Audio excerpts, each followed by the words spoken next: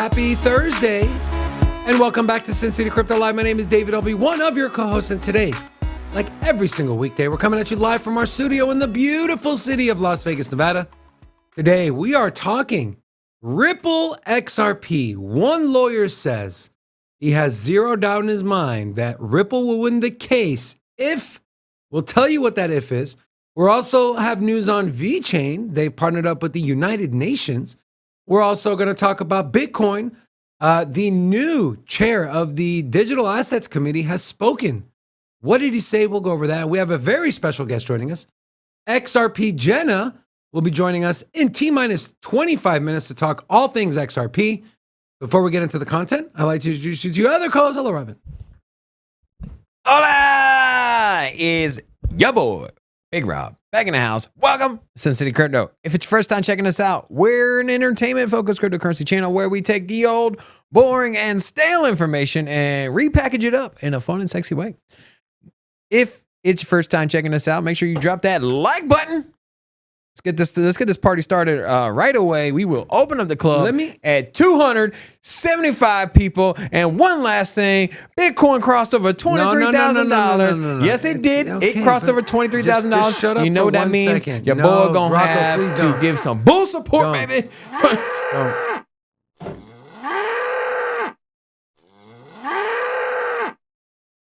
What's up? Why do you do that? That is so... I can't say the word. All right, I'll give you guys something. I'll give you guys something to like, all right? So, Sin City Crypto has officially crossed 7,000 subscribers. All right. We put out an APB yesterday. Can we get more bull sound? Yeah, bull sound is fine on this one. 7,000, baby. So, we put out a APB yesterday. Who's helping us cross over 7K? And you guys did. We're sitting at just over 7,000 subscribers. So big shout out to all of you in our community, the Sinner community. We love you guys. This is just the beginning. We are super excited. And so, yes. So if you like that we crossed 7,000 and you think we're on our way to 10,000, make sure to hit the like button. Also, I would like to highlight some other, I guess, bullish or something. So this is from the new chair of the Digital Assets Committee, French Hill, not to be mistaken for Napoleon Hill, who was a French conqueror. He said, sending Bitcoin takes so long, my coffee gets cold. It's not ready for payments. Well, Bitcoin was never meant for these sorts of payments. Bitcoin was meant as a peer-to-peer network. That's what Satoshi wanted. But of course, things change. And so, on top of this tweet, he did have a CNBC meeting here. Or not a meeting, but an interview. And so we're going to play that for you, and then we're going to talk about what he said. And so this is from earlier today. French Hill was on CNBC. Committee Chairman Patrick McHenry has made it clear that crypto regulation is a key part of his agenda in this Congress. To help usher his plan along, he's formed a new subcommittee dedicated to setting new rules for the crypto industry. And joining us now, Congressman French Hill. He will chair the Financial Services newly formed Digital Assets, Financial Technology, and Inclusion Subcommittee. And we've heard that things like, in finance, we don't know about blue states, red states. We just know green. Why on earth is crypto?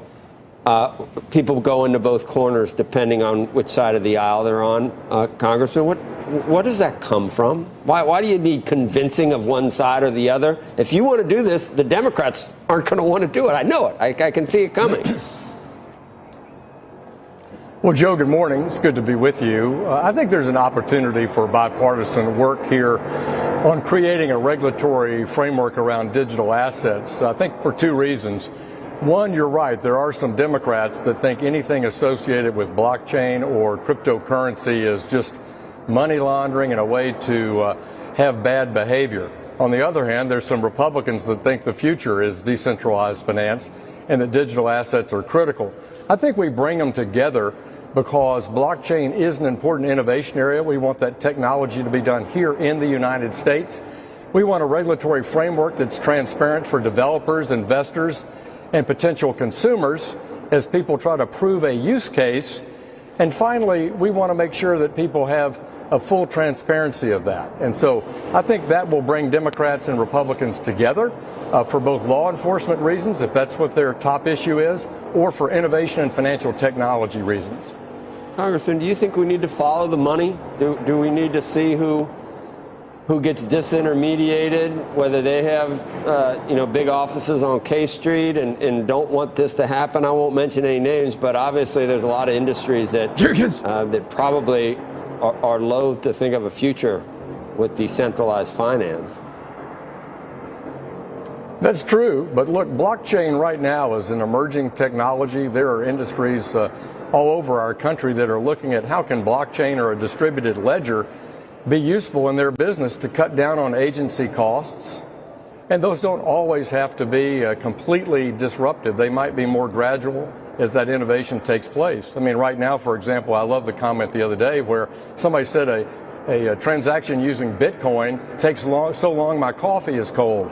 So this is not right now a technology that's ready for prime time in a real-time payments industry, but we want to make sure that America is the place for innovation in fintech, and blockchain and distributed ledger technology is part of that fintech future. Well, it has real consequences to. So Coffee cools down in 5 minutes, apparently. Better use a thermostat. A thermostat. So he says the U.S. wants to be the leader in innovation in blockchain. He says that people believe there's certain parties that, don't necessarily want to see that or holding it back. Gary Gensler. So, Robin, do you believe when these guys say they want the U.S. to be the leader? And if you do believe them, then do they even know what they're doing? Because we can agree, right?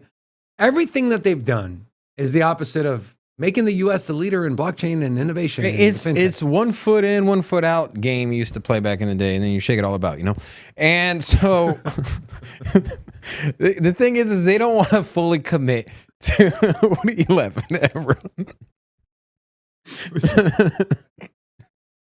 I'm just saying that they won't fully commit. They won't go. Why go though? all in. Why? No. The thing is they don't want to get left behind, but yet they don't want to replace everything in their system, because if they do, the system that runs the world, which is the U.S. economy, could take a backseat to an international decentralized version. Now, what I don't think they really understand is that the power of smart contracts, the power of blockchain, the power of Ethereum, and how that all can improve the infrastructure we have now. We still use wire transfers as the go-to method to send money overseas. It takes 3 to 5 days. It costs $50 for both people at minimum. And it's just not efficient, bro. And so you could, at the most basic level of moving money globally, just replace that with blockchain and it's done. And even the worst case joke scenario, 5 minutes. It takes your cup of coffee 5 minutes to get cold. Well, how long does it take your coffee to get cold over a 3 to 5 day transaction? Well, but that's seriously. not even a fair comparison. Not on your part. Well, your part and his Yeah, part. but what I'm saying is, you're sitting here talking about how long it takes. It takes 5 minutes for a Bitcoin transaction to process. Maybe 10 at most. Generally, it's around 8 minutes, 7-8 minutes. Sometimes as fast as 6. Anyways, here's the thing. You're going to harp on that taking a while, but you move money internationally. It takes 3 to 5 business days, bro. Here's the thing though. If a merchant accepts Bitcoin, you're not sitting around there and scanning your car and your phone or your wallet and waiting. Hold on, we have to wait for the transaction to go through. No. It's handled by a third party like BitPay, and they settle on the back end.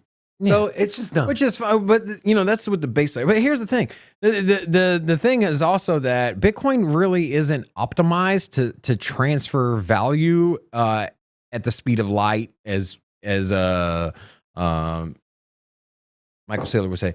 But what is made for that is these layer 1 smart contract platforms that are optimized for speed and transaction and throughput.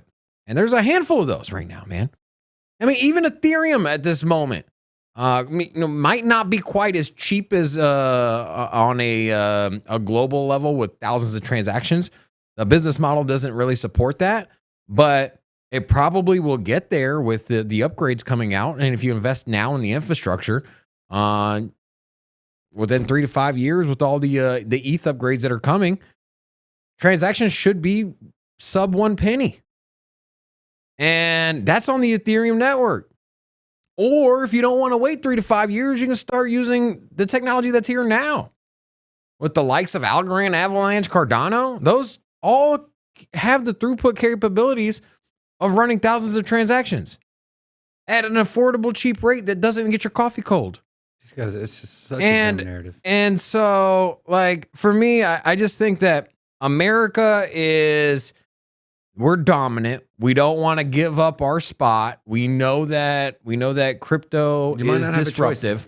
We know crypto's disruptive. And because it's disruptive, they don't want to like ignore it completely. So they're dabbling in, they're starting to integrate, but they're not YOLOing in because they don't want to lose the market share that they have now by going into something else. I do want to give a little love to the chat. Guys, ladies, kids, and chihuahuas, if you are new here, say hello so that way we can drop an hola right back at you. So we got Fetal, Crypto Fins, Bullish E-Money, Possession ETH, Central Toast, Rob Dale, Your Plug ETH, to all of you. Hola! Welcome, Sin City Crypto. I also have a couple shout outs. So first one I want to give out is to Crit Cats. $5 super chat said he needs a birthday hola. He is celebrating with some barbecue chicken pizza. Best crypto channel on YouTube. So, I will also give you an hola. Crit Cats, hola! Robin, will you give an hola as well, please?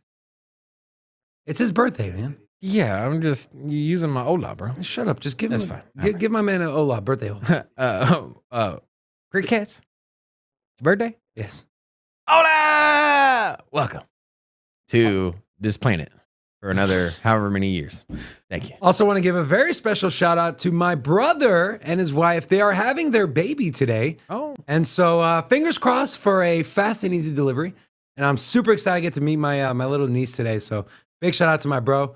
He doesn't really watch our channel, but I told him, make sure you're watching today. So hopefully you're watching, Mikey. Love you, buddy. All right. Let's get into... My brother has yet to watch any of my content. Yeah, my brother doesn't. The other day, I asked him, I'm like, hey, man. You seen the show, right? Or something along the lines. He's like, oh, yeah, I haven't checked it out yet. I'm like, I've been doing this for over a year and a half. And I know what's going to happen. The day that somebody from somebody he works with or some friend or coworker, they're going to be like, oh, yeah, Sin City Crypto. And then he's going to be like, that's my brother. And now all of a sudden, he's going to want to start watching and asking like, for... Hey, yeah, that's my brother, man. Yeah, I've been watching the show since the beginning. Will you send me some Bitcoin so I can figure out how this thing works? I'm like, yeah, I see what you're doing here. I see what you're doing. We all see what you're doing. All right. Before we bring our special guest on, Rob, I'm going to go ahead and take a look at the crypto markets here. So let me, give me 2 segundos. Let me go ahead and pull up, I'm going to use CryptoRank today because we're going to take a look at volatility. I did also, guys, so if you missed the show yesterday, I did put I cashed out my very first leverage trade, 70% gains. I only put $100, so made $70. I just put my second one in, and I'll show you the setup I used and what token. I might have gotten in a little too early, but I'm still happy with the decision I made. All right, so let's take a look at the crypto markets. We're going to take a look at CryptoRank.io. You have Bitcoin coming in at 23,059, up 1.7% over the last 24 hours. ETH is holding above 1,600. Now, the volatility for ETH and Bitcoin is sitting just over 19%. So a lot of movement going on in the crypto markets. BNB still holding the number 3 spot if we take the stable coins out of the picture. XRP over 41 cents. I actually have an XRP chart that I want to show you guys. We are currently, looks like we're consolidating at a very key level for XRP, and that is this 40.9 cent level. I drew a horizontal line here for you guys. You can take a look here. It was resistance back here in May of last year, briefly broke above, retested here again in June, got rejected, came back, wicked up here again in July, finally broke above, consolidated, broke below, got rejected twice here in November and December of last year. And today, or over the last few days, this is a daily chart on XRP, by the way. Over the last few days, we got rejected once, broke above, came back down, retested, came back up, and now we are currently consolidating at this 40.9 cent level, which is bullish for the price moving up in the short to medium term. I want to take a look at the Ichimoku cloud, and you can kind of see here, guys, this conversion line here has been acting as support as well. If we do drop below, I would expect us to catch support right around this 34 to 36 cent level, which is where the cloud is. I actually don't see that happening, though. I see XRP making a move to the upside. Where did this go? So the levels I'd be looking at if we do break above would be this 45 cent range. Let me go ahead and draw another horizontal line for you guys. So this is an area. This is a very important area. We tested this as support multiple times. We've consolidated in this area back in October, November of last year until we broke through due to the FTX collapse. And so that's what I'd be targeting, this range right here, 40 to 44.5, 45 cents. If you're a swing trader or a day trader, this was actually one of the other picks that it was between this and Aptos of what I was going to do as far as my long play. I went with Aptos, and just take a look at why I decided to go with Aptos. So on the 4-hour chart, we saw, I drew this 2 days ago, and this was my moon pick. It was a bull flag, right? We had a move up followed by a downtrending channel. We are seeing the same exact setup on the 4-hour again. And so although I probably should have waited a little longer, probably should have gotten in right around that $17 range, I pulled the trigger at around $17.70. My liquidation price is set right under $15.20. I don't think it'll go lower. If we do break below, I do see us finding some sort of support right around this $16 range. My target price to get out, to close my position if this does break and follow, would be right around this $23 range. And so, guys, if you watched the show and you made some money on Aptos on a long, throw 1 in the chat. If you're an Aptos fan, throw 1 in the chat. And if you're an XRP fan, make sure to throw your X in the chat if you're a channel member. If you're not, just go ahead and use a regular X. Or if you want to be a channel member, there's a description in the video. Or just wait around and Jimmy will surely gift you a membership. And then kind of rounding out the top 10 here, guys, we have Cardano coming in at 37 cents, followed by Doge and Polygon Matic, the biggest gainer out of the top 10 tokens here, up 13.5%. Volatility looking like it's coming in right over 17%. Now, Polygon Matic has been seeing partnership after partnership after partnership. If I sort this for volatility, you can see, guys, here, Aptos has the most volatility out of the top 100 coins, coming in at over 67%, followed by Gala, Threshold Mana, and Frax. By the way, the token I did do my first leverage trade on and made money was Solana. Bought it at about $22.80, cashed out about $24.30. So, all right, we do have some big news in regards to the macro U.S. economy, and that is this. U.S. GDP rose 2.9% in the fourth quarter, more than expected, even as recession fears loom. Now, of course, we did see 2 consecutive negative quarters of GDP growth of last year. I believe it was Q1/Q2 or Q2/Q3. The general consensus of a recession, or what it used to be, was 2 consecutive quarters in a row of negative GDP growth. We had that. We had the yield curve inversion from the 2 to the 10-year. And so everyone's like, all right, recession. Now, the GDP numbers come in for Q4 of last year, up 2.9%, which beat their expected number. Now, a couple other highlights here, guys. Consumer spending weakened from the previous period, but remained positive. So I'm not sure how I feel about this. So, of course, the Fed is looking at taking liquidity out of the market, which we covered the M2 money supply. That is going down. But we also said they want to see consumer spending down and they want to see unemployment go up, All right. So consumer spending did weaken, but still remain positive. So how's the Fed going to take that information? What are they going to do at the next FOMC meeting? Which, by the way, you do not want to miss our FOMC special next Wednesday. We have special guest Magic Internet Money and Caleb Franzen joining us. We're going to talk about everything FOMC. We're going to take a look at charts live as Jerome Powell is speaking. We do this over the last few months. We have been doing this for every FOMC meeting. We've had great turnout. You do not want to miss it. We're going to have some great content lined up for you guys. All right, back to the article from CNBC. Also talked about housing. A sharp slide in housing helped pull down GDP while boosting government spending and private investment aided growth. And then finally, jobless claims fell last week while durable goods orders increased sharply in December, but mainly due to demand for aircraft. So, economy's growing, consumer spending is weakening, a decline in housing, and jobless claims fell. Okay, so those four things, out of those four things, Robin, which one do you think the Fed is going to, and of course we're speculating here. Which the one do you think, GDP rising by 2.9%, bro. okay, but what about Way over expectations. consumer spending is down though, which is good from a Fed's perspective. Housing down, I'm not sure, whatever. Jobless claims fell. That's actually a negative. They want jobless claims, I believe, to go. It's okay. Yeah, sure. It's a negative if you're just looking at what is going on with the Fed's possibility of keeping interest rates hikes coming. But jobless claims dropping is really a good metric for the economy. We've gotten in a situation where, hey, we want unemployment to go up so that way the Fed will stop raising interest rates. But it is good. I mean, you don't want people to be out of work.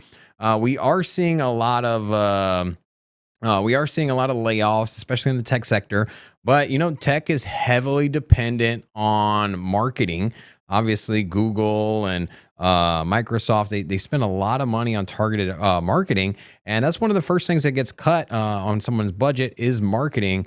And then so that's why we're seeing a lot of the tech sector down as much as it is. So yeah, you know what? It was doom and gloom. What was it? A month ago? 60 days ago or so, it was all doom and gloom. The sky's falling. We're going to be in deep recession. Now it's gloom and it was going to be like depression and all this stuff. And, there's no way the economy is going to climb out of it. And you know what? GDP's up.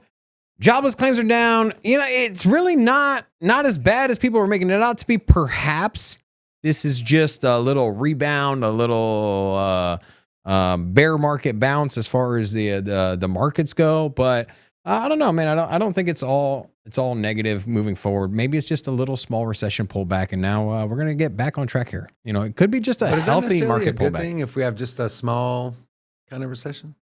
Don't you think our finances in this country is so out of whack? There's no remedy or no fix. There's no if what you're saying is that we need a great reset to bankrupt 50% of businesses, start from zero, redo our debt, make a new world reserve currency, redistribute power globally.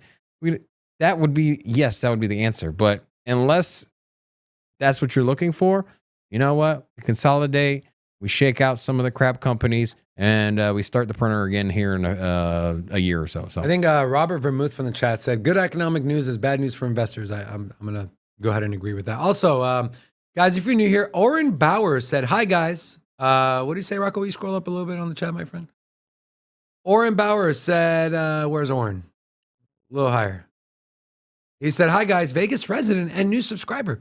Welcome to the Sinner community, my friend. Hola! And if you're not a weirdo, if you want to come visit us in studio and watch the show live, please reach out to us at Sin City Crypto. We have to put that disclaimer out there because we did invite somebody that was straight on creep mode. Yes. So it was a little bloody weird. All right. Without further ado, we're going to talk about XRP. We're going to talk about Ripple.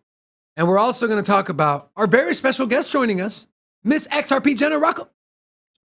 Hello. Hey, guys. I have never met you before. My name is David. Hi, David. Hi. Last time you were on our show was during our our Michael Saylor bit we did for Halloween. How did you, do you think I did a good job? Don't lie. You're not going to hurt my feelings. I mean, you were sold in the beginning, right? You thought it was for sure Michael Saylor, right? You did such an amazing job. I really did not recognize you today at all. Jenna, Had no this clue is why it we was brought you. you back on the show, to boost my ego. We appreciate it. Just kidding. All seriousness, guys, if you're not familiar with XRP Jenna, where have you been? Go follow her on Twitter. Also, she has a YouTube channel as well. The link is in the description of this video. And what better day to talk about XRP than with XRP Jenna? So the theme of today's show was, right? A lawyer said that he has zero doubt that XRP will win if, and here is the article from You Today. Ripple will win now, zero doubt, says crypto law founder, but he said there's a catch. So let's talk about it and let's get Jenna's opinion on this. If you'll scroll, there we go. So the lawyer, of course, is John Deaton. And in the beginning of this article, he talked about Grayscale. He commented, he tweeted a comment at AP Abacusum, I believe that's how you pronounce it on Twitter, who wrote that there was a chance that the case of Grayscale could be moved to the Supreme Court. He added that sharp legal sources are impressed with Grayscale's brief in front of the DC Circuit and believe a win is possible. So, what did John Deaton say about zero doubt about the ruling in favor of Ripple? He stated that if the SEC stand against Ripple would go as far as taking the case to the Supreme Court, he is certain that the court decision would be made in favor of Ripple. He said, I have zero doubt that the current makeup of the U.S. Supreme Court will rule in favor of Ripple if it goes that far. So that is his if. If it goes to the Supreme Court, and he talked about a previous case at the Supreme Court, which was West Virginia versus the EPA, which was made in last June, to which the Supreme Court ruled in favor against the government body. In this case, which was about the power of the EPA to regulate carbon emissions to prevent climate change, the court's ruling drove the U.S. Congress to forbid the EPA to regulate emissions from plants. Now, what I want you guys to understand is, A, none of us here are lawyers, okay? None of us are lawyers or judges. We're not law professors. But you do understand that even if Ripple wins, or even if the SEC wins, there's probably going to be appeals filed. So I want to get your take on what John Deaton said. Jenna, I'll keep it real general, and then I'll ask you a more pointed question after we get your opinion. Okay, so obviously, John Deaton has been with this case the whole entire time. So I think a lot of us do take what he says kind of like gospel, but at the same point in time, Brad Garlinghouse did just state that he thinks that we will be finished with this lawsuit by June of 2023. And we have to look at what's going on in the big picture. They just had the World Economic Forum, like that meeting at Davos, and I don't know why the World Economic Forum thinks that they are now this just ruling body, but they do. And I know that Brad Garlinghouse sits on the board of that. And one of the things that they were talking about is that if we are to have some kind of a great reset, they're actually looking to the United States for some reason. I have no idea why, but to be the ones that actually say, hey, these are our regulations and be able to move forward. But I think that that's going to come sooner than later so we can actually see institutional money pour in. I definitely think it's going to be a win versus a settlement. I don't think they'd be spending all this money and time to just have a settlement, which they could have done from the beginning.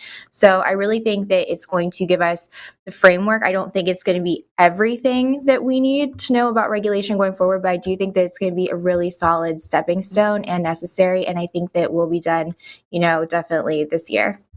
Yeah, I do agree on definitely going to be a win versus a settlement, especially with that Davos meeting. Brad Garlinghouse did say that he would be open to settling, but it would be on the grounds that XRP is not listed as security. And so essentially that's the whole court case. So basically, I don't even know what you'd be settling on. So he's saying like we would settle, but we're not a security. So the whole lawsuit is saying that they're a security. So basically he's saying we'll settle if you just say we win instead of having the verdict. So basically there'd be them folding. But look, they've come all this way. They've spent over $100 million. Should they settle? Is that like the right move, or should they just stick it to the SEC, set precedents for future crypto companies and projects moving forward? If they do get sued, now the court system has a base case of, hey, As SEC sued them for the same thing for a security of their ICO. And after years and hundreds of millions of dollars from both sides, this is what the court ruled on. Should they settle? Like, would that be beneficial? Or should they just take it all the way to the end like they've been doing? I mean, I don't know. It would just have to depend on what they're going to say, if it's a security or not. But I think that they really want that clarity, and that's absolutely what they need. So I really hope that they take it the whole way, because I know that the XRP army will completely back that, because the SEC has no idea. They don't know. They're asked from their elbow with regulations. And like Nexo, they just settled. Like, they just want their money. That's all they want. And they're going to do everything they can to keep the middleman poor. That's what they want. They want to keep us poor. So I think that they need to completely fight them and just keep challenging them. I mean, I know that they'll have our full support as a community for doing so. 100%. And you bring up such a great point. Have our full support as a community. And I don't mean just the XRP community. I mean, if you hold or are excited or are in the crypto space, even if you hate XRP, you should be doing nothing but rooting for them to win this case. I'm telling you, this would literally set the precedent moving forward. Mm-hmm. It'll tie the SEC's hands behind their backs.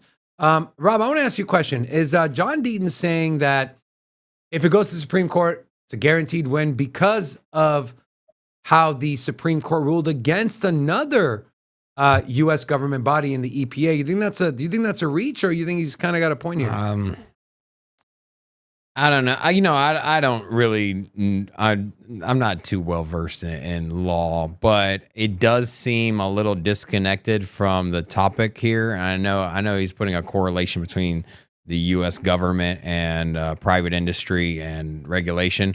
And so I see what he's doing there. I don't exactly know how that would play out. I just to kind of go back to that settlement thing. Just to expand on what you guys were talking about, it's why would you go this far and then settle at this point? This started in 2020. We're going on 3 years now, and the case has been fully briefed.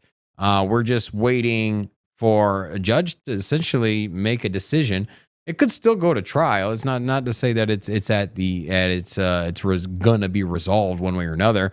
We know how the court system works. It does drag its feet. It could go longer.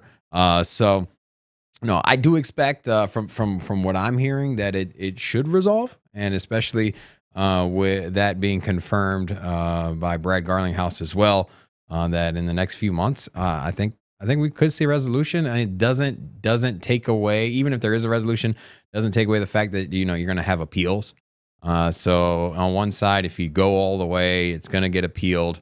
But appeals usually don't go through, even though they might drag out the process unless new evidence comes out. Yeah, and it's usually in regards to the court case. So if something was mishandled or there was some kind of conflict of interest, you can try to get it appealed. But it doesn't. You really can't put in new evidence. I mean, you technically can in different ways, but generally it's just to see if it was not a fair court case. We're going to bring this to light. So I think even on an appeal, it would be a stretch for them to reverse a decision. But if you had a settlement, it'd be over and done with. No appeals, nothing. But I think that doesn't really help out the entire industry if there is a Let me ask you guys this question, okay? So right now the crypto markets have been moving, right? Bitcoin went from 16.5, 17K to 23. Bitcoin is mooning. Everything's pumping, right? With the crypto markets where it is, sentiment is good, right? We're sitting at a 54, we're sitting at a neutral on the Bitcoin Fear and Greed Index, right? So sentiment is getting better. GDP numbers come out. The Fed is slowing down. If in 3 months XRP wins the case or settles and it goes in the favor of Ripple, is that enough to start not a bull run, but the next bull market? Yeah, Honestly, I do. I think it will be a utility bull run, in my opinion.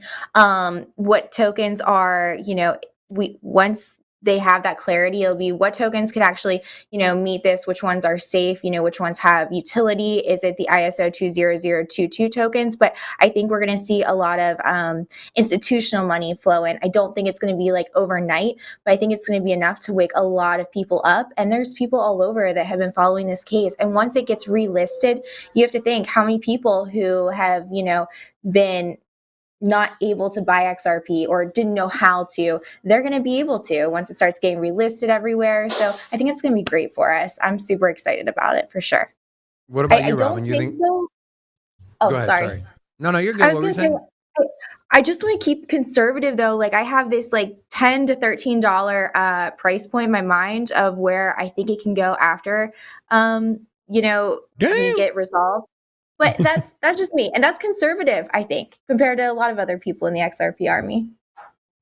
What about you, Robin? Same question. Do you think it's enough with everything, the sentiment of the markets in general? If they do win or settle in favor, you think it's enough to start the bull market? Not a bull run, the bull market. Not XRP.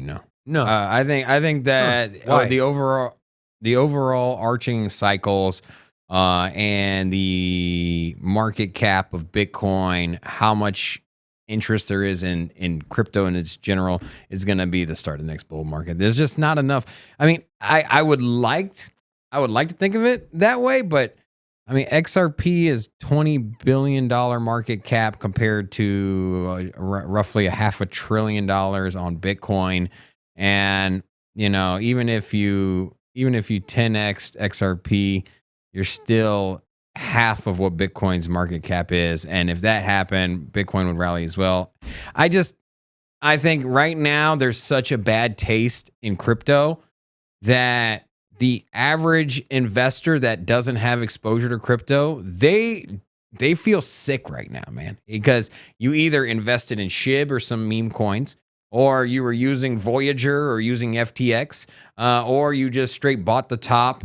And we've seen time and time again that you got to let time play itself out, and for us to kind of make this more of a distant memory for you to get back in.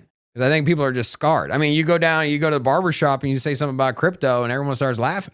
They're like, what? Like FTX? It's a bad look right now. And even some bullish news, it will rally the markets. It'll get the markets pumping maybe in the short term. But it's not for a full-on bull market. Don't forget, man, the Bitcoin halving is only less than a little over a year away. Yeah. Now that is. But I'm saying different. Everything. But if the court case settled next month, we're not going into bull market. We're not. We're going to have a short-term spike.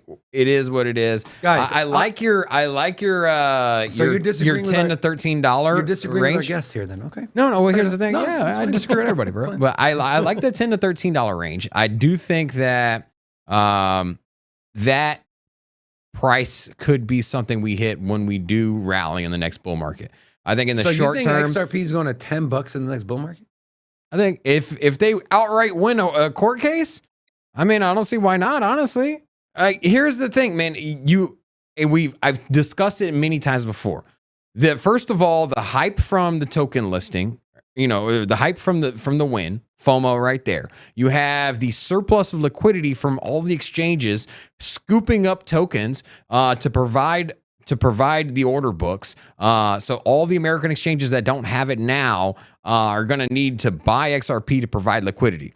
Now, I understand Coinbase, they used to have it. Binance .us used to have XRP. I'm sure they didn't liquidate all of their XRP. They probably still have it in their books, and they can probably just relist it. But they're not going to have enough. Not enough, because that is liquidity from 2019, or early 2020. And I'm sure they probably moved some of those assets around, picked up some more Bitcoin, and shuffled around XRP to provide liquidity in other assets. So let me ask you this question then. So if XRP hits $10, right, that'll put it at a $500 billion market cap. Yeah. What is Bitcoin at then? At that point, like I said, man. Does that mean XRP is number two behind Bitcoin? This has to coincide with a bull market. And why? Because Bitcoin will be a $1 trillion asset, just like it was before. Okay, so Bitcoin will be, say, $1.5 trillion. Okay, what's ETH going to be? XRP will be $500 billion. I don't know, man. Why are we doing all this? What about ETH? All this price I'm prediction? curious. Jenna, do you think XRP will take the number 2 spot? If the $10, $500 billion, do you think that's enough for the number 2 spot? Oh yeah, no. ETH will, or XRP will definitely take number 2. It has before. It definitely will. Completely. Okay. I want to know what the chat thinks. Are you guys with our guest Jenna, where you think the lawsuit going in favor of Ripple will spark the bull market? Put a 1 if you're with Jenna.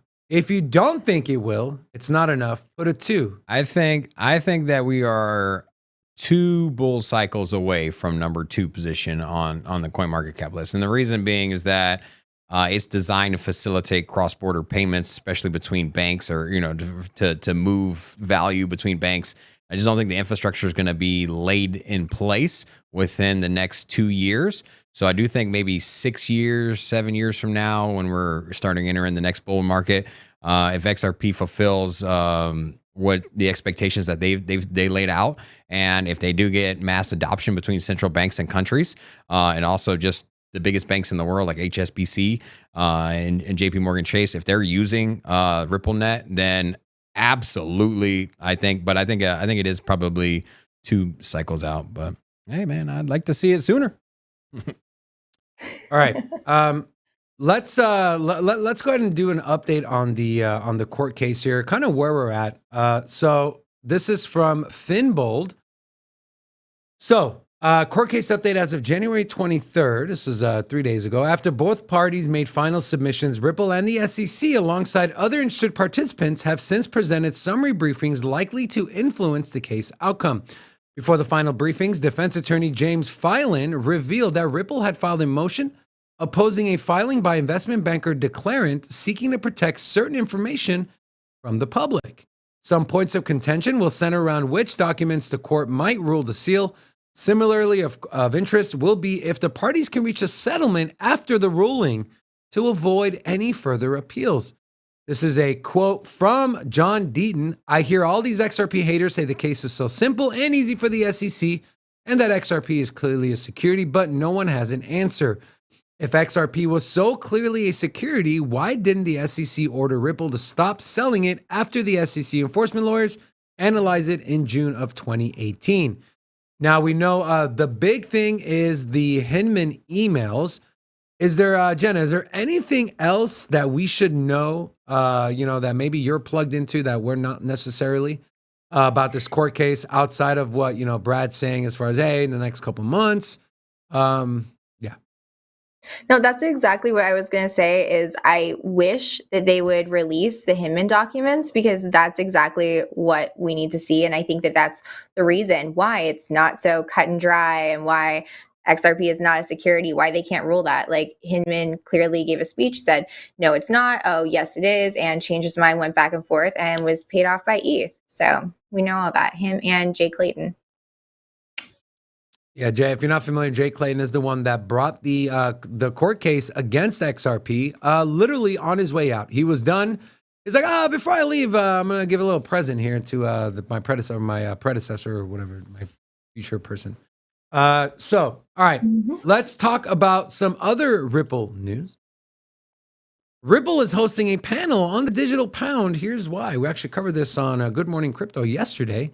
I'm curious to get Jenna's take on this. In his predictions for 2023, the Ripple leadership team highlighted CBDCs as the biggest trends. Ripple continues to actively work with the private and public sectors. One country where Ripple is very active is the UK. On Thursday, James Wallace was the VP of Central Bank Engagement and CBDCs at Ripple will deliver the keynote at a webinar addressing the potential use case and benefits of a digital pound. The extent to which the XRP Ledger or even the XRP token will play a role in the potential digital pound is yet unknown. Collaboration with a variety of players is required to achieve a CBDC.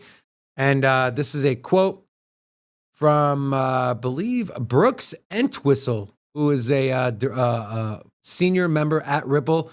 There are places where we can play, maybe with a side chain to the XRP Ledger. We may help with the interoperability across this, but it's going to be different for every single central bank.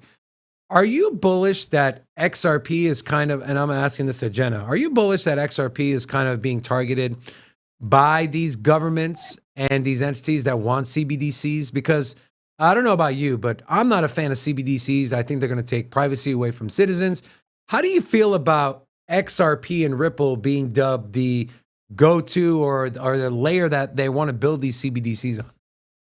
Well, I mean, I'm very comfortable with that, like the technology. I don't like CBDCs, but if you go right on the Ripple website, it says, hey, CBDCs, like we help facilitate this on the XRP Ledger. It's not like they're hiding it or anything like that. So, I mean, they're very, very transparent about what they're doing. But, you know, I think that the XRPL is going to be the rails for this. And I think a lot of CBDCs are going to be on private blockchains. I don't think every single one of them is going to use XRP. I think a lot of them will have their own currency.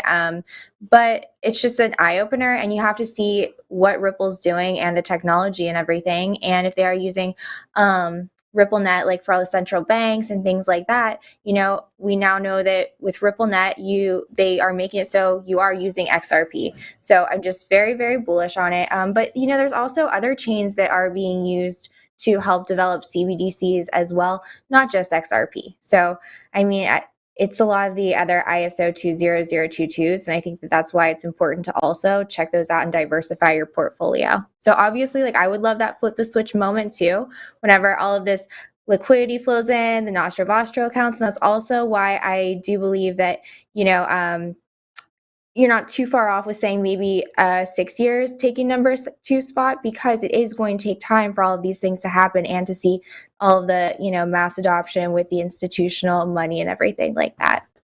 You know, I will say that, you know, most people in the crypto industry are definitely beating the drum that CBDCs are evil. Nobody wants them.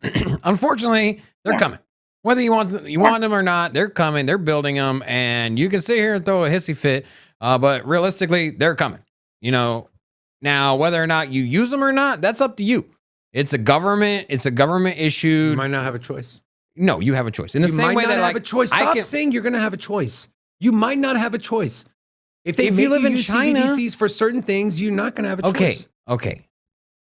But yes, you're right. They're coming. So here's the thing: if we can't do anything about it. If you can move value through crypto in the same way we have now, if crypto's not banned, if the government issues a token, you can sell it in the same way that if they give you dollar bills in a bank account, you can sell it and buy crypto, and you can leave the network. As long as crypto's legal, you can decide to use a different network. Why is that so hard to believe? I don't want to get into this argument. We have a guest here. Okay. So anyways, we'll do this tomorrow. If CBDCs come out, if you have a free market where you can have the option to use crypto, which I think in the US, we always have an option to use crypto. And if that's the case, crypto's coming, whether you want it or not. Crypto's now, here. whether or not you want to use CBDCs, you could be like the post service, you know, the post office. At one point, if you wanted to send a package, you could only go down to the post office.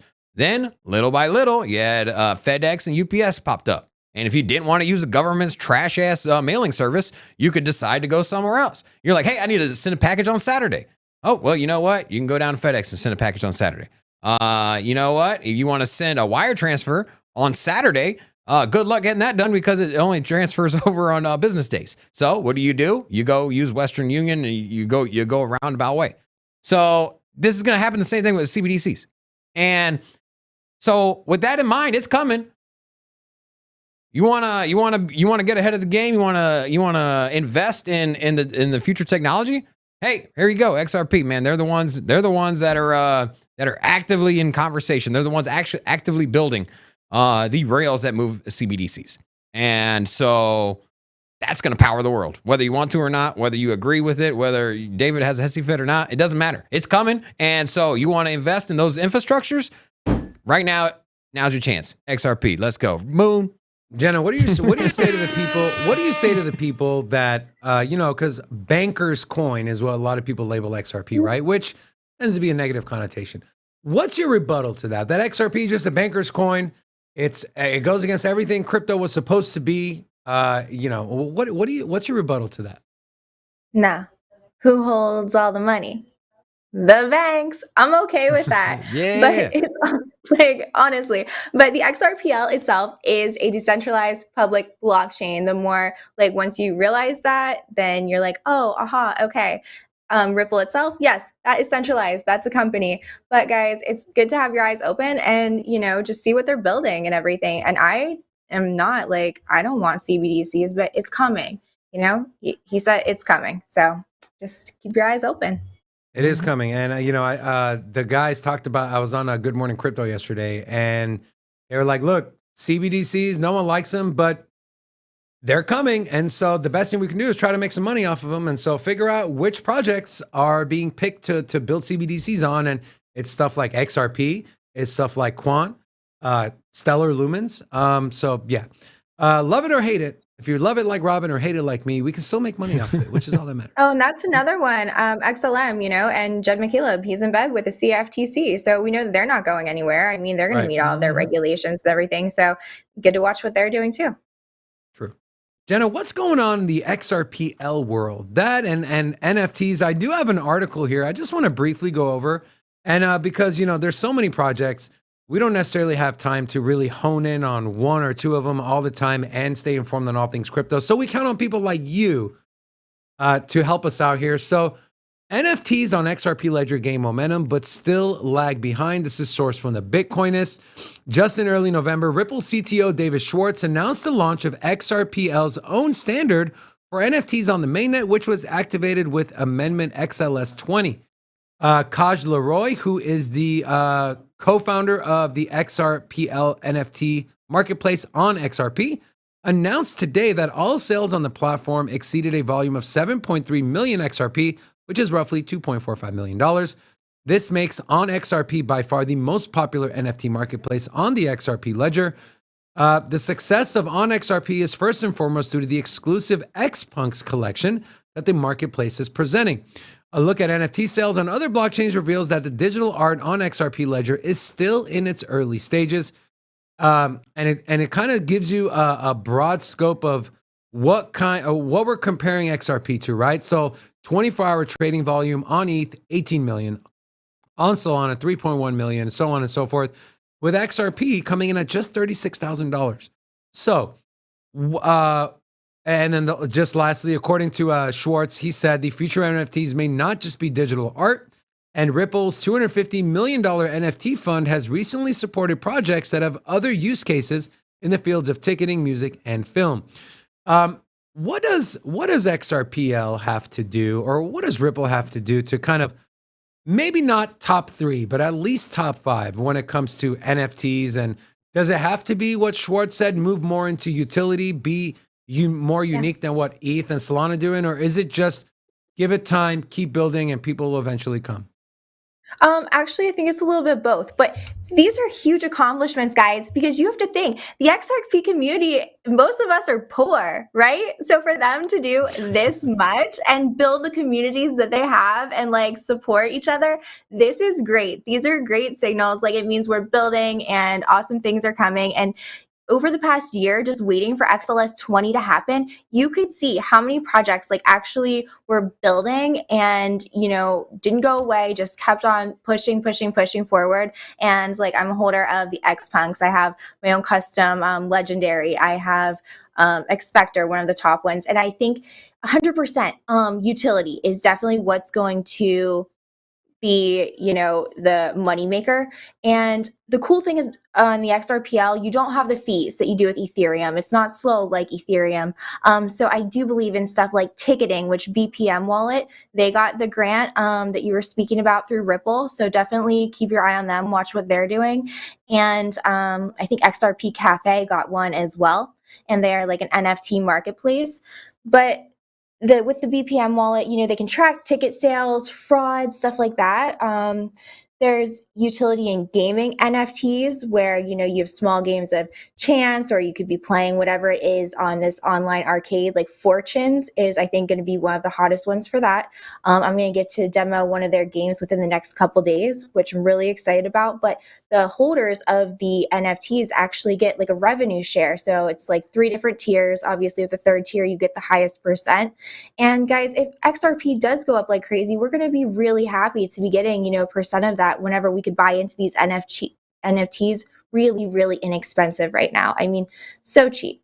So I think with a lot of them, you're investing not only in the community, but in the person, and yes, future utility. But looking at these grants, you can hop right on the Ripple website and you can go through. You can see everyone that they've given these grants to and just follow them, watch the projects. They're so cheap to get into right now. And that's what I love, because you have so much opportunity and your money goes a lot further than it does with, buying Ethereum NFTs. And are Solana NFTs still a thing? Are people doing that? I was really excited to hear that.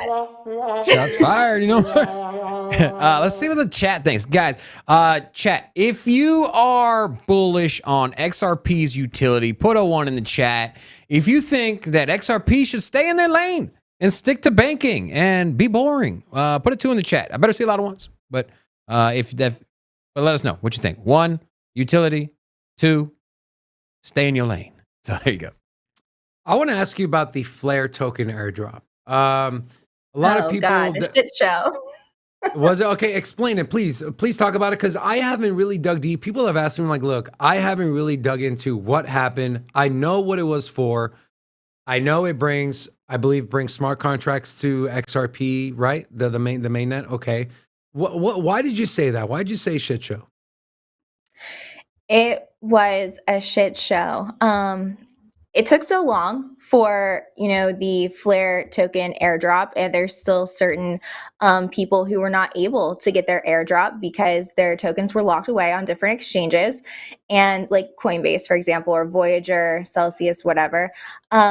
And then the FTSOs, they actually got their tokens first, and a lot of them dumped on the market before other holders did. And apparently like BitTrue as well. I asked Hugo like a week or 2 ago in a Twitter Spaces I hosted, what's the deal with this IOU token on BitTrue? And his response was, I don't know. I don't have anything to do with it. Like, how do you not know? How do you not know? Like, that was a little odd to me. And so there's a whole argument with them. And, there's been beef with XRP community and Flair. I don't believe in beefing with anybody. I think the way things were executed obviously did not work out. He only gave 15% of the airdrop to holders because that was to prevent a dump. That shit is down to like 3 cents right now. I think it went down from 50, 60 cents. I remember last year it was like $1 on BitTrue. Now it's down to 3 cents. And I don't know if it's going to drop down lower. I have no idea what's going on, what their intentions are. So it's just like one of those whole I don't know, I didn't know kind of games. It's really not sitting well with the community. A lot of people, looks like, made money. Except for the community, apparently. Yeah, the big guys. Right. The big guys. The guys always make money. It's typically how airdrops work. Yeah. It's the promise of free money, and then unless it comes from Yuga Labs, because every single one of their airdrops, literally everyone has made thousands. It's insane. Those guys, I don't know what they're doing the right. ApeCoin was a success. Mutant Apes was a success. The Serums were a success. So anyways, Jenna, before we let you go, tell us what's happening in the XRP Jenna land. Anything new and exciting you're getting ready to do? Where can people come find you if they want more XRP Jenna?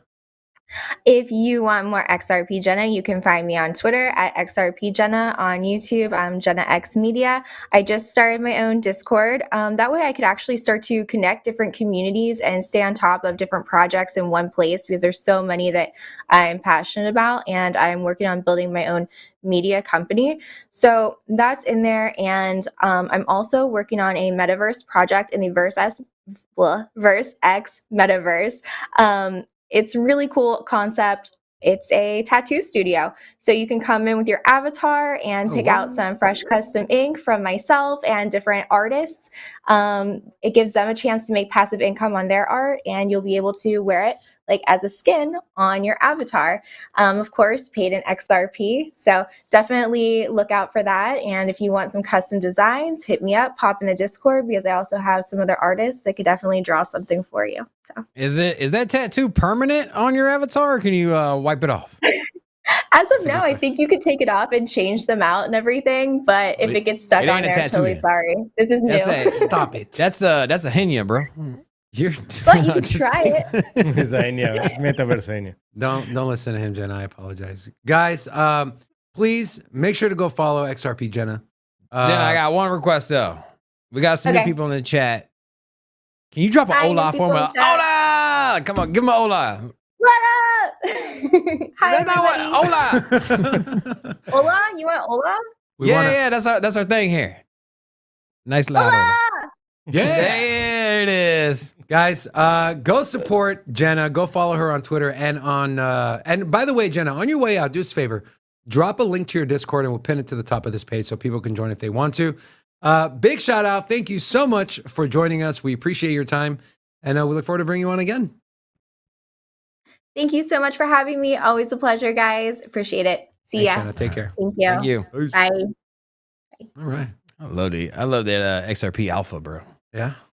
Yeah. Spell I'm not submersed enough in the community. So Spell alpha. A. Anyways, we got a lot of new people in the chat. A little love to the community, guys. If you're new here and gals, if you're new here, say hello. So that way we can drop an hola back at you. So we got we got a long list, a lot of new people. We got Crypto King, Dr. Death, R2, Bob B, Chantel, Bo Rabbit, Jovan, Orin. We got John Crane, Crypto Con, True Dooku, HRS. We got Dan Mack, Electric Zach. And there we got To the Moon, BRMC, Dennis, Kojo, Discipline, Kev83, Bunny from the 80s. We also got Party Farm, Drambuie, Cigar, Thanos, Mark T. Hola! Welcome to Sin City Crypto. ¿Qué pasa? Oh man, this is why we're an entertainment-focused cryptocurrency channel, because we take the old, boring, and stale names and turn it into a weird one. That's right. They call me the thesaurus around here. How you doing? Yeah, thesaurus. All right. So we had a lot of XRP coverage there. Let's talk some stuff outside of XRP, and that's going to be the first thing we're talking about. Is banking giant Goldman Sachs ranks Bitcoin as the world's best performing asset.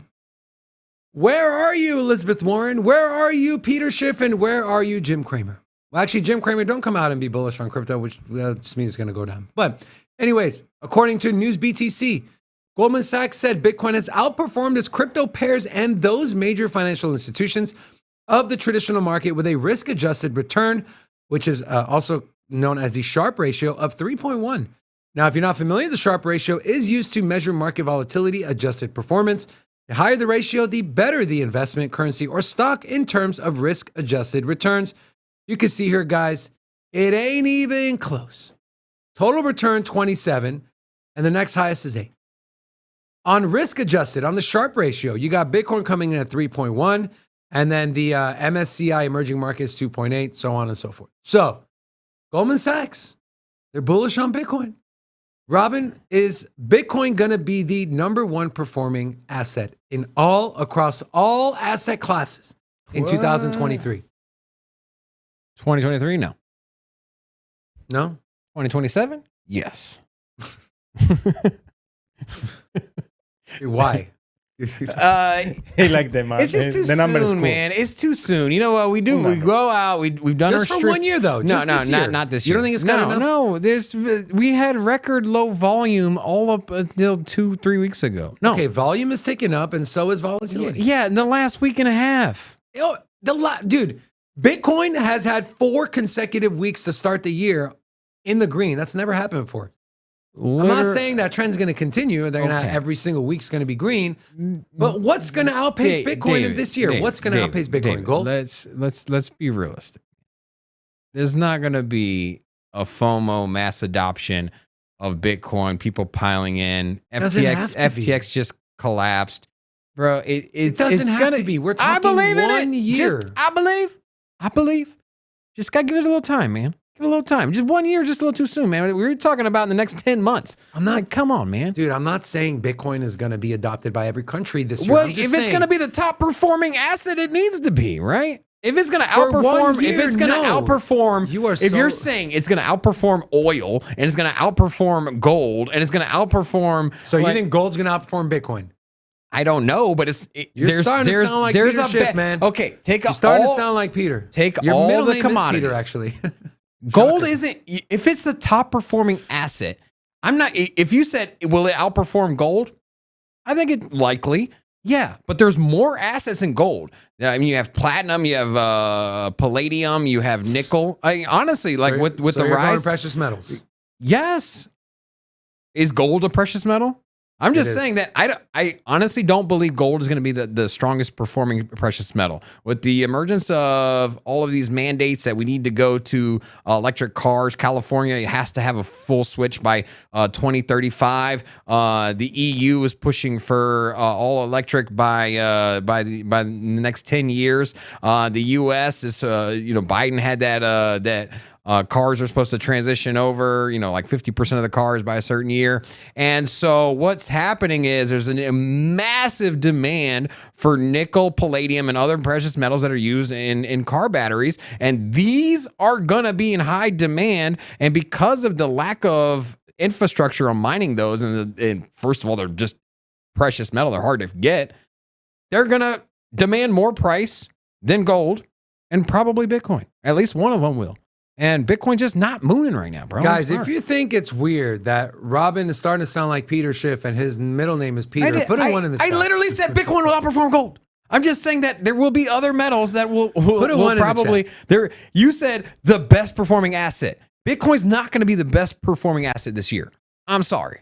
Guys, if you think it's odd that Robin is starting to sound like Peter Schiff and his middle name is Peter, put a one in the chat. Stop it. I'm gonna throw something at your ass. All right. And we got a couple new people here as well. We also got today's top trend, We Bomb. Hola! Welcome to City Crypto. All right.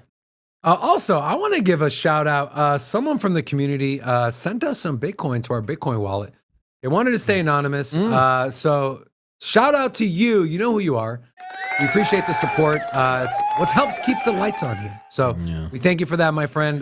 We do have a... when someone wants to stay anonymous, when someone does something and wants to stay anonymous, it's, they do it just because they wanted to, not for recognition. And someone sent us NFTs as well. We got a couple of NFTs in our ETH wallet. Two people sent us NFTs. We're not looking for handouts, but if you guys are interested in sharing some of your stuff, you're welcome. We got our Bitcoin and ETH address in the description. So. Especially if you guys like launch your own NFT or something and you got a couple extra laying around, you want Cincy to have one, just send it. All right, let's talk about. All right, so this is crazy, bro.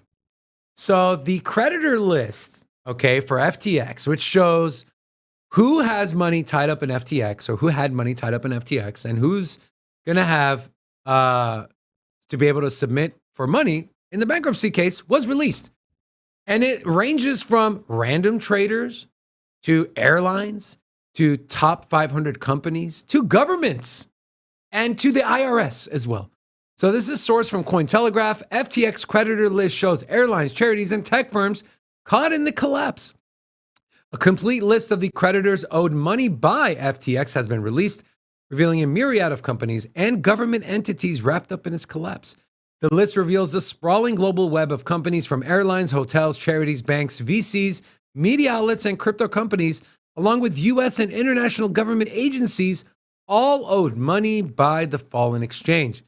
Now, some of the notable crypto and Web3 companies include Coinbase, Galaxy Digital, Yuga Labs, Circle, Bittrex, Sky Mavis, which is behind Axie Infinity, Chainalysis, Masari, and Binance. The big tech players include Apple, Netflix, Amazon, Meta, Google, LinkedIn, Microsoft, Twitter, the New York Times, the Wall Street Journal, CoinDesk. These are all among the media outlets mentioned. And the tax offices of multiple U.S. state agencies and the IRS were listed. Other government entities in Japan, Australia, Hong Kong were also creditors. But the most important one of all here, guys, is a small business in Nassau, Bahamas, who did pest control and garden center. Dude. They didn't get all the roaches. And of course, you had celebrities and athletes like Tom Brady and Steph Curry and all the other stuff. So hit the like. Okay, are you kind of taken aback by some of the names? I'm taken aback by how many likes we don't have. I'm saying, are you taken aback by some of the names on this list? The pest control? Why is Netflix on there? Do you think that's like Sam Bankman-Fried's like personal Netflix account? Is like he hasn't paid. He's like, you're $40 overdue. Like he's like now he's using his parents' account. He's like, Mom, what's your password for Netflix? I'm sorry, I can't take this article seriously. Okay, I'll seriousness though. Anything stand out, or are you kind of surprised at some of the names that were in there? I mean, we knew the FTX web was far-reaching, right? But this far-reaching, I mean, it's pretty far-reaching, bro. Yeah, he was throwing money everywhere, man. I honestly, what happened was, dude was he was making billions of dollars, just first of all fraudulently, and also just money was just pouring in. Everybody was throwing money at him, and companies were throwing money at him, and he was stealing money.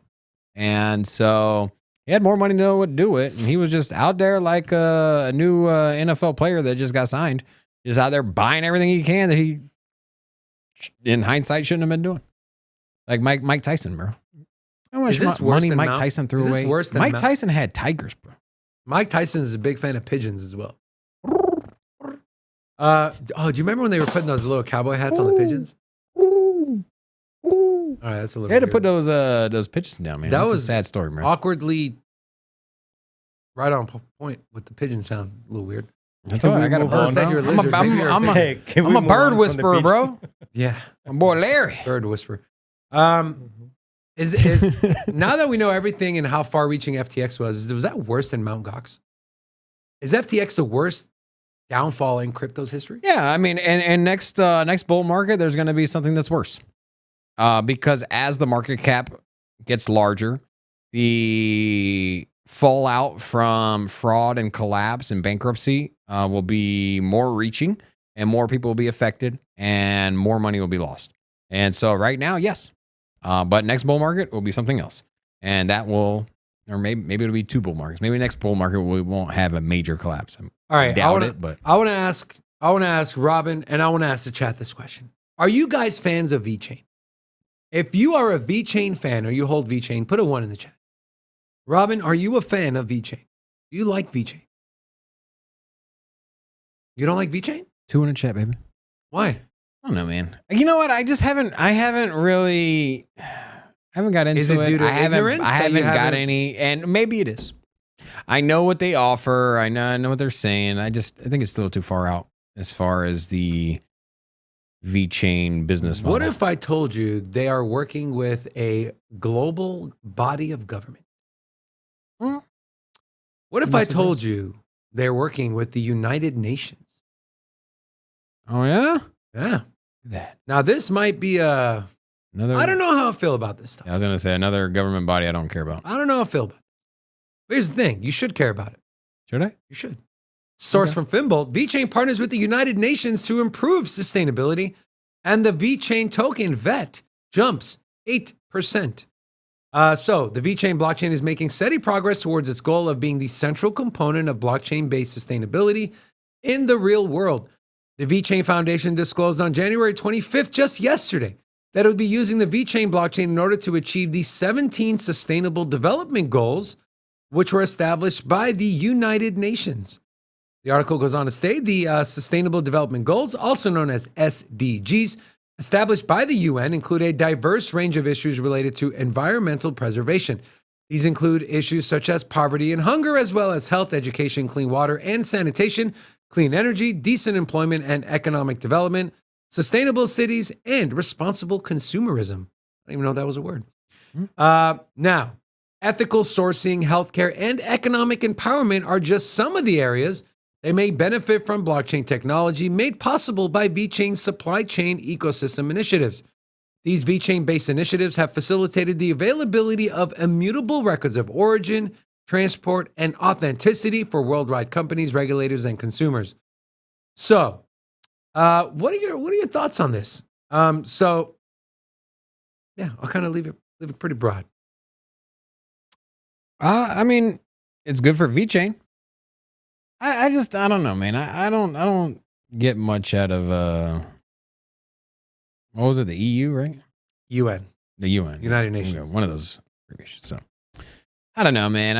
I think it's I don't know. Let me do some more research. Okay. Do your research then. DYOR. Yeah. DYOR. Not the biggest fan of VeChain. I don't know why, man. Maybe I should be. Maybe you should. There was a mixed results on the VeChain numbers. There was a couple ones, couple two. So yeah. Let's give a little love to the chat. We did have Jimmy. Guess what Jimmy did? Let me guess.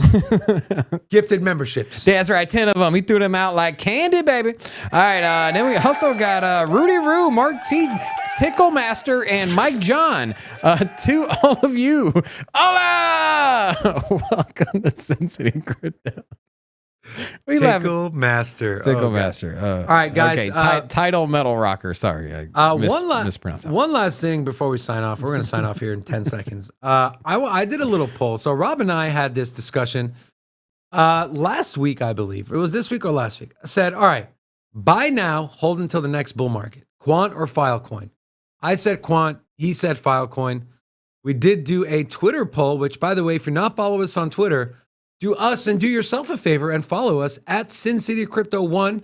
Yes, we did pay for the blue check mark, but that way you guys know that we paid for the blue check mark.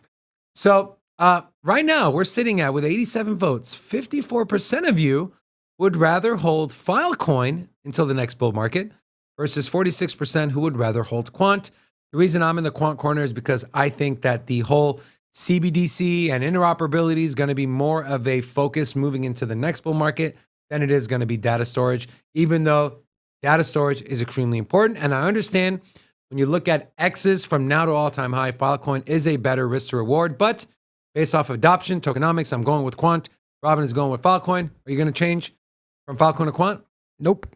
All right. And then also, we did wrap up the poll on the XRP. Is it possible to get to $10? 62% said possible and probable that XRP will reach $10. Only 37% said no way, no how. Wow. I actually want to check in on, I want to check and see how my little leverage trade's doing. It's not doing very good, actually. It's doing really bad. All right. So, Okay. All right, guys. Make sure to go follow us on Twitter. Go follow us on other socials. You want to support the channel, there's ways to do it. Check the description of this video. Hey, we got some extra stuff coming out. Want to tell them about it, David? Sunday, Monday. Oh, yeah. So, if you want more Sin City, you're going to get more Sin City. We're starting 2 more live streams. Sunday mornings. Q&A with Big Rob. Q&A with Big Very Rob. little crypto talked about. This is literally what I do. I sidestep the topic, and then I talk about things that are random. So if you want to have random conversations with Big Rob, Q&A time, Sunday morning, 11 a.m. Vegas time. Too, right? Obviously. Maybe. It'll be an overview and a Q&A, okay? And then Monday evening, I will be doing a live stream similar to what we do here, going over the biggest news, the market. So if you are overseas, especially if you're watching after the fact, if you live overseas and this is either way too early or way too late, we're going to bring you guys a night stream, kind of grow our reach as far as a global audience here. And so, guys. When Monday? Can you specify Monday? When you gonna do it? Not sure yet the time, but I will let you guys know tomorrow. Okay. Good planning, David. Do you know your time of your Sunday I stream? said 11 a.m. Vegas time. All right, then I will be doing 7 p.m. Vegas time on Monday. 7-11, you get it? Anyways, guys. Okay. I didn't do it. Rocco? Yeah, are you ready? Friends, family, friends, and family, and family, friends. We thank you guys so much for joining us on this beautiful Thursday. Huge shout out and thank you to our special guest, XRP Jenna. Please go support the guests that join our show and bring us the knowledge that you need. On behalf of myself, Robin, Rocco, and Kyler, we love you guys. We'll see you tomorrow for Forest Friday. Until then, peace.